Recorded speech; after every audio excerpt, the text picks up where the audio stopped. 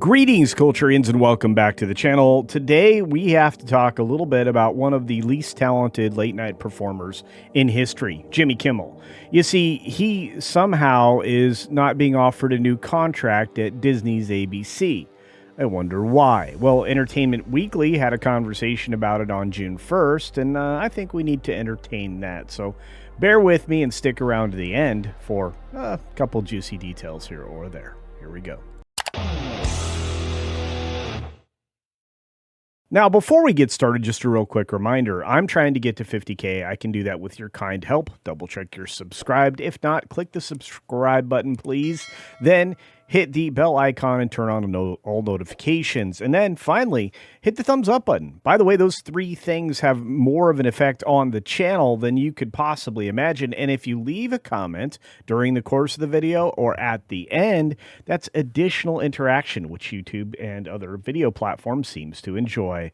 Let's jump straight into the story. Entertainment Weekly gets real about when and how Jimmy Kimmel Live could end. Well, I think it's going to end in 2027. In fact, that's when the contract that Kimmel's on actually expires, May of 2027.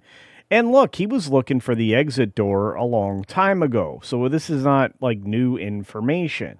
In fact, they even cite that here. And the key points that Entertainment Weekly wants you to know is that Jimmy Kimmel was given his retirement from late night serious thought on the heels of the cancellation of The Late Show with Stephen Colbert. The Jimmy Kimmel Live host shared on Monday that his contract with ABC is due to expire in May of 2027, which, believe it or not, we already knew, especially in this sphere. We've been paying attention to that. He says, "I know I could go out in a blaze of glory and get a lot of applause for it," the host admitted. Yeah, except that's only going to be from a handful of people who, suckle at the same location that you do. Now, Kimmel is giving us a peek at his retirement plans. The comedian who launched ABC's Jimmy Kimmel Live way back in 2003 is getting candid about the possibility of ending his show amid the precarious state of late-night TV landscape. Well, why is it precarious, Jimmy?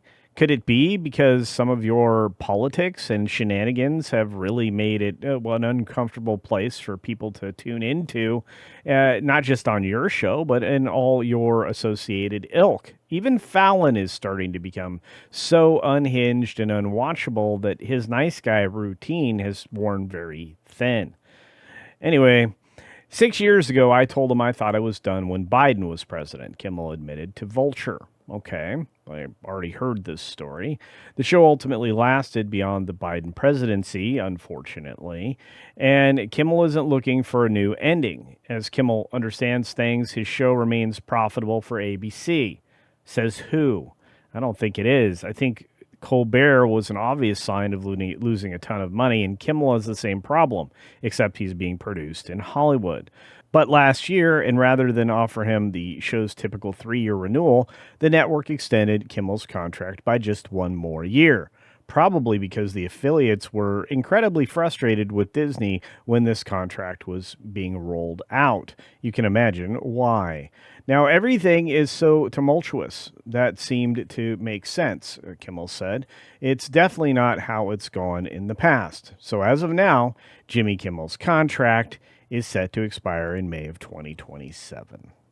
Is that good news? I don't know. Let me know your thoughts in the comments section below. I think it is. I think that his divisive nature, his lack of honesty, intellectual honesty in particular, and his outright hypocrisy have become well worn with the audience, and people are not necessarily tuning in to see his show. He doesn't even seem to have picked up very much ground, despite the fact that the Colbert Show is gone, replaced with a Byron Allen paid-for spot with his Comics Unleashed show, which I think is doing rather well, and he's collecting the revenue from that. That's a model I think if I were a network affiliate, I would get on board with. Saying simply, I don't know what ABC is going to want to do.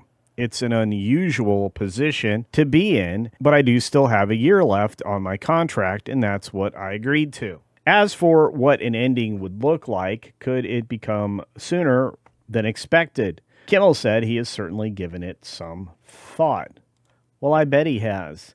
am surprised he's still on the air. And, he definitely is one of those people that want to go out in a blaze of glory. And I think Colbert tried to claim some of that ground as a martyr as well. Except that's not actually the way it'll go down, because there won't be anybody mourning for the loss of the show. Now, Kimmel's longtime producer, Aaron Irwin, told Vulture that he's been talking about leaving for a while and shared her hope that the show will continue through the 2028 election. Of course, that's what they want to do. They want to try to hang on as long as they can to defend their narrative positions of extreme leftism ideology that has been polluting and poisoning the very ground upon which we all stand.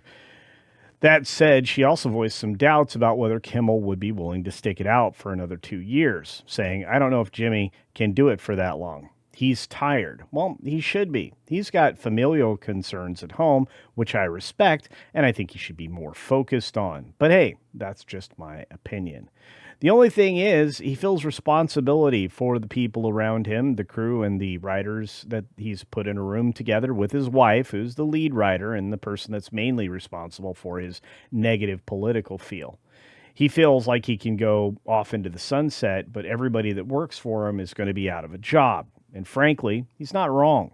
There's no place to put these people now that they've basically written themselves into oblivion following the pale horse upon which he rides.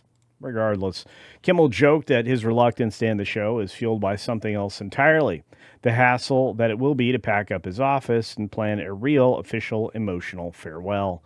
The host has been known to tear up at basically the drop of a hat, which you can see on the thumbnail that I put up for this video. This guy is a crybaby, and America is getting tired of it. So that might be why I haven't retired yet, because I know on my last show I'm going to be a mess. And look, it's no fun to retire. I've done it. I'm now retired. And you know what? I'm better for it. I work harder every day, each and every day for you than I probably ever did doing a real job, working for myself or for someone else. And I really don't know that anybody is going to be concerned about whether or not this show is on in 2 years or if it'll have any effect. I would say now it's harder to get traction when you're not a funny comedian in the late night spots, and it's very much harder to sell advertising time, which I don't think Byron Allen is going to have. He has genuine comedians being actually funny, and that's a story we covered over on That Part Place, which you can find for yourself over there. Now, the Jimmy Kimmel Live host has, over the past months, fiercely defended Stephen Colbert and his show's cancellation. Well, they were losing money. He says in following the finale of that, he admitted that the abrupt cancellation felt like a bleak window into his own future. Well, of course. Disney can't afford to keep you on the air if you keep saying things that are outright lies and are pushing a one-sided narrative and only joke or about one political party or only host one of the political parties on your show. And if your conversations are all about politics, how do you find humor in that? So he went on to argue that while the numbers continue to support the existence of late night right now, which they don't, there are far more people watching late night TV than there were if you look at the number of views me and my colleagues get online every day.